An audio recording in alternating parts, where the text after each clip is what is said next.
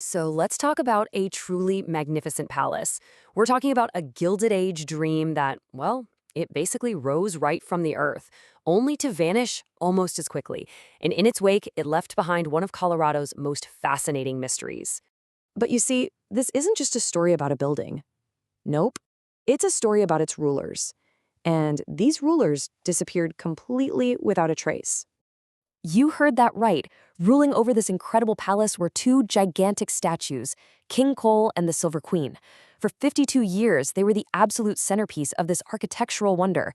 And then, poof, they were just gone.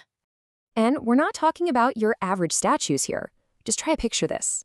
King Cole, a massive 16-foot monarch carved out of actual coal, sparkling with real diamonds. And right beside him, the Silver Queen, standing an incredible 18 feet tall, this shimmering figure made of silver and covered in precious gems. But to really get why their disappearance is such a mystery, we first have to understand the absolutely incredible palace they called home. Okay, so let's rewind the clock. We're going back to the late 1800s.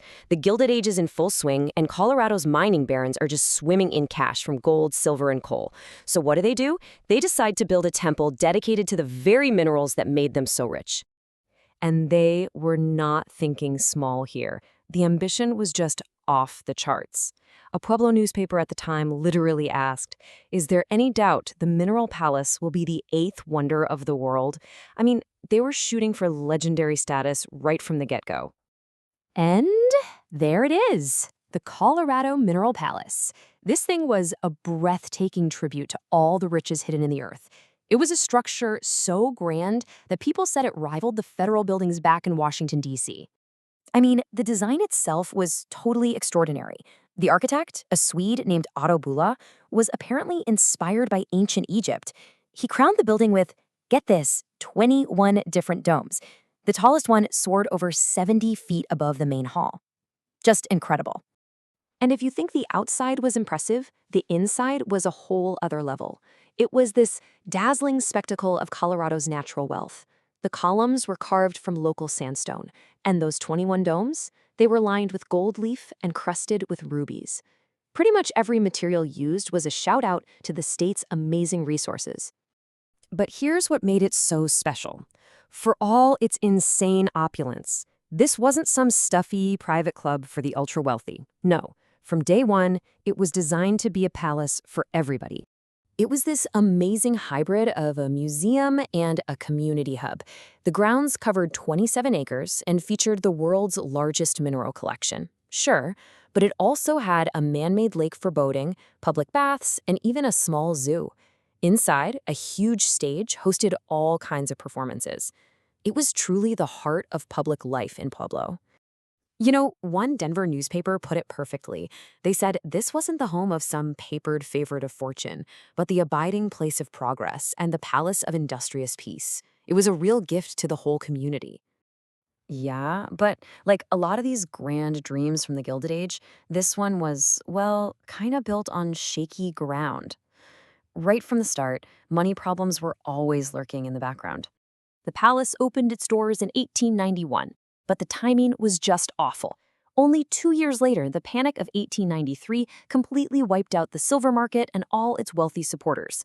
Then came the Great Depression, which was another massive blow. So after a tragically short life of just 52 years, the palace was torn down in 1943. The place was just a financial nightmare to maintain.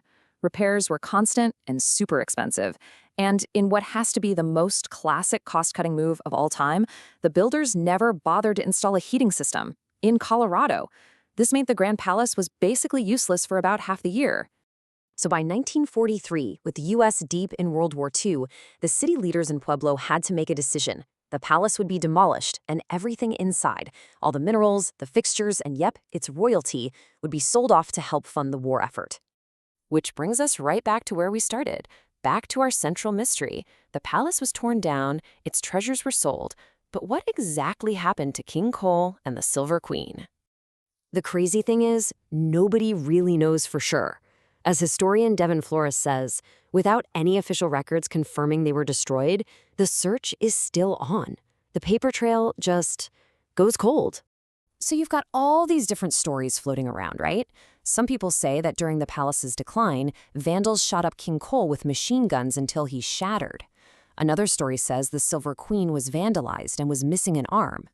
One account even says the curator just ordered them both to be destroyed.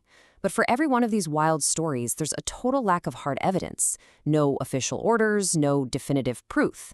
So, were they hidden somewhere? Moved? We just don't know. So in the end, the Mineral Palace, this incredible monument to wealth that was pulled from the earth, returned to dust after only 52 short years. And its rulers, King Cole and the Silver Queen, are still missing monarchs, their real fate remaining the final unanswered riddle from a long-lost Gilded Age.